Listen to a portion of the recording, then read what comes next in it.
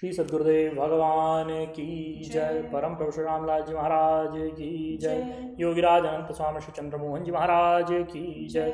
योगीराज श्री देवेंद्र जी ब्रह्मचारी की जय। श्री सदाशिव भगवान की जय। श्री वृंदावन बिहारी लाल की जय। शंकर भगवान की जय।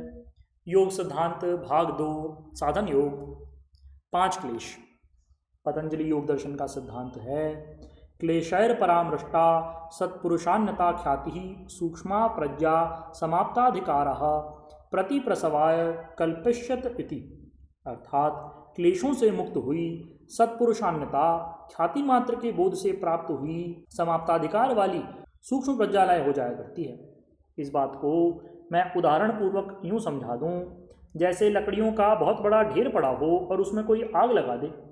संरक्षक लोग उसमें से कुछ भाग को अग्नि से दूर कर दें तो वे लकड़ियां सुरक्षित रह सकती हैं, क्योंकि जलती हुई लकड़ियों से उनका स्पर्श नहीं रहा। इसलिए जलती हुई लकड़ियां समाप्ताधिकार हो गई। दूर हटाए गए ढेर से उनका कोई संबंध नहीं रहा। ढेर जलकर राख हो चुका है, वह ढेर कुछ दिन में जमीन में ओतप्रोत हो जाएगा।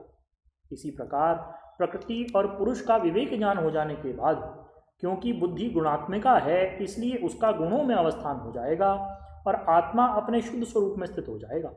इसी का नाम सत्पुरुषान्यता ख्याति मात्र बोध है। यह तब तक संभव नहीं जब तक क्लेशों का संयोग बना रहे। इसलिए योगी को चाहिए कि वह क्लेशों के रूप को समझ ले और उसके बाद क्लेश निवृत्ति का उपाय करे। क्लेश स्मृति ही सत्पुरुषान्यता ख्याति का मूल कारण बनेगी। क्लेशों का स्वरूप योग दर्शन में इस प्रकार बतलाया गया है। अविद्या अस्मिता राग द्वेषाभिनिवेशा पंच क्लेशा। अविद्या, अस्मिता, राग, द्वेष और अभिनिवेश, ये 5 क्लेश हैं। क्लेशा इति पंच विपर्यया इत्यर्थः। ते स्यन्दमाना गुणाधिकारं दृढ़यन्ति परिणामम् अवस्थापयन्ति कार्यकरण स्रोत उन्नमयति परस्परानुग्रह तंत्री भूत्वा कर्म विपाक चाभिनिर्हरन्ति इति। ये 5 क्लेश बढ़ते हुए गुणाधिकार को दृढ़ करते हैं और परिणाम दिखाते रहते हैं। कर्म वासना आदि के संस्कारों को क्रमशः बढ़ाते रहते हैं तथा एक दूसरे के सहकारी होकर कर्मफल को तैयार करते हैं। अतः कर्माशय क्लेश मूलक है। क्लेश ही कर्माशय को जन्म देने वाले हैं। भगवान पतंजलि देव ने योग दर्शन में स्पष्ट कहा है, क्लेश मूलः कर्माशयो दृष्टादृष्ट जन्म वेदनीयः। दृष्ट अदृष्ट जन्मों के कर्मफल का दाता हमारा क्लेश मूल कर्माशय ही है। किसी प्रकार से क्लेशों का नाश हो जाए तो मनुष्य की मुक्ति में कुछ भी विलंब नहीं। ऊपर हम बतला चुके हैं कि क्लेश 5 प्रकार के हैं। इनमें सबसे पहला क्लेश है अविद्या। अविद्या का स्वरूप भगवान पतंजलि देव ने ऐसे बतलाया है, अनित्या शुचि दुखानात्मसु नित्य शुचि सुखात्म ख्यातिर अविद्या। अनित्य को नित्य समझना, अपवित्र को पवित्र समझना, दुखों को सुख समझना और अनात्म वस्तुओं को आत्मा समझना, यही अविद्या है।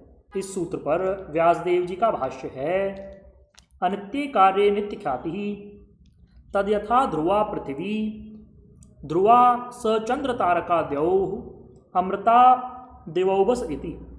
तथा अशुचौ परम विवत्से कार्ये शुचि ख्याति उक्तम च स्थानाद्वीजा दुपष्टम्भात् निष्यन्दात् निधनादपि कायमोधेय शौचत्वात् पंडिता ह्यशुचिं विदुः इत्यशुचौ शुचि ख्यातिर्दृश्यते। नवेव शशांकलेखा कमनीयेयं कन्या मध्वमृतावयं निर्मितेव चंद्रं भित्त्वा निःसृतेव जायते नीलोत्पलपत्रायताक्षी हावगर्भाभ्यां लोचनाभ्यां जीवलोकमाश्वासयन्ति वेति कस्य केनाभिसम्बन्धः भवति चैवमशुचो शुचि विपर्यास प्रत्यय इति। एतेना पुण्ये पुण्य प्रत्ययः तथैवानर्थे चार्थ प्रत्ययो व्याख्यातः। तथा दुःखेषु ख्याति वक्ष्यति परिणाम ताप संस्कार दुःखैर गुणवृत्ति विरोधा च दुःखमेव विवेकिन इति।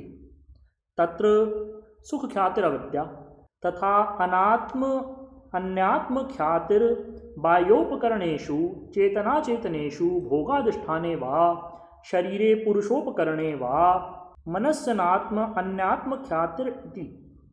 तथैतत्रोक्तं व्यक्तम अव्यक्तम वा सत्वम आत्मत्वेन अभिप्रतीत्य तस्य संपदम अनुनंदयति आत्मसंपदम मन्वानस्तस्य व्यापादमनं शोचत्यात्म व्यापदम मन्यमानः स सर्वोप्रतिबुद्ध इति।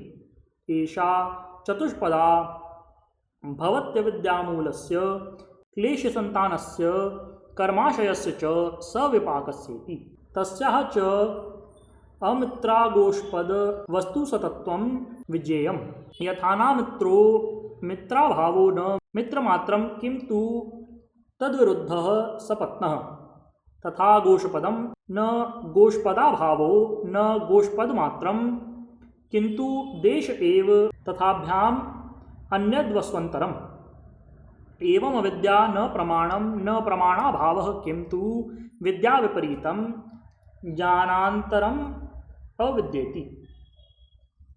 अनित्य पदार्थों में नित्यता का भान होना, जैसे जीवात्मा, परमात्मा, प्रकृति, इन मूल उपादान कारण से भिन्न समस्त पदार्थ कारण रूप हैं, उनमें नित्यता का भास होना बिल्कुल अविद्या ही है।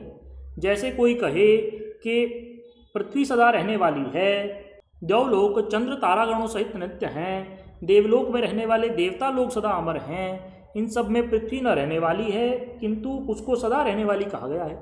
इसी प्रकार समय आने पर नष्ट होने वाले तारागणों सहित अंतरिक्ष लोक को नित्य कहा गया है। वस्तुतः तो ये सब अनित्य हैं और इनमें नित्यत्व की अनुभूति ही अविद्या है। इसी प्रकार देवताओं को लोग अमर कहते हैं, लेकिन जगदात्मा श्री कृष्णचंद्र जी गीता में स्वयं अपने मुखारविंद से कहते हैं, तेतम भुक्त्वा स्वर्गलोकम विशालम क्षीणे पुण्ये मर्त्यलोके विशन्ति। स्वर्गीय देवता भी स्वकीय पुण्य फल के उपभोग के बाद पुण्य क्षीण हो जाने पर पुनः मनुष्य लोक में जन्म धारण करते हैं। अतः उनका देवत्व अमरत्व भी पुण्य विशेष का फल होने के कारण अनित्य रहा। जब तक पुण्य है तब तक वे लोग अमर हैं, जैसे ही पुण्य खत्म हुआ वैसे ही उनका अमरत्व भी जाता रहा। यह है अनित्य वस्तुओं को नित्य समझना। इसी प्रकार अपवित्र वस्तु में पवित्र बुद्धि रखना, जैसे हमारा शरीर अत्यंत अपवित्र और अशुद्ध है किंतु उसमें शुद्धि की भावना होना महान अविद्या है। जैसे स्थानाब्दी जादुपष्टम भात निश्यदात निधनादपि, हमारा शरीर माता के उदर से पैदा हुआ, वह स्थान ही मलमूत्रादि से पूरित होने के कारण महाअशुद्ध था। इसी प्रकार माता का रज और पिता का वीर अशुद्ध होने के कारण बीज भी अशुद्ध ही था। खान पान का रस जो इसकी पुष्टि का कारण है वह भी अशुद्ध ही है।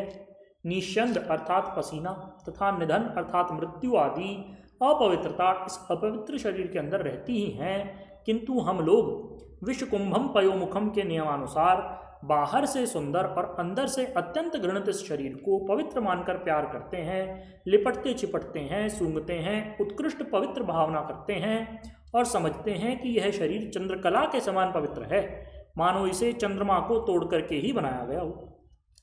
यह सब उस अपवित्र के अंदर पवित्रता की भावना रूप अविद्या है। इसी प्रकार अपुण्य के अंदर पुण्य की भावना, अर्थ के अंदर अनर्थ की भावना तथा दुखों के अंदर सुख की भावना घोरतम अविद्या है। योग दर्शन में 4 प्रकार के दुख बतलाए गए हैं। परिणाम ताप संस्कार दुखैर गुण वृत्ति विरोधा च दुखमेव सर्वम विवेकिनः।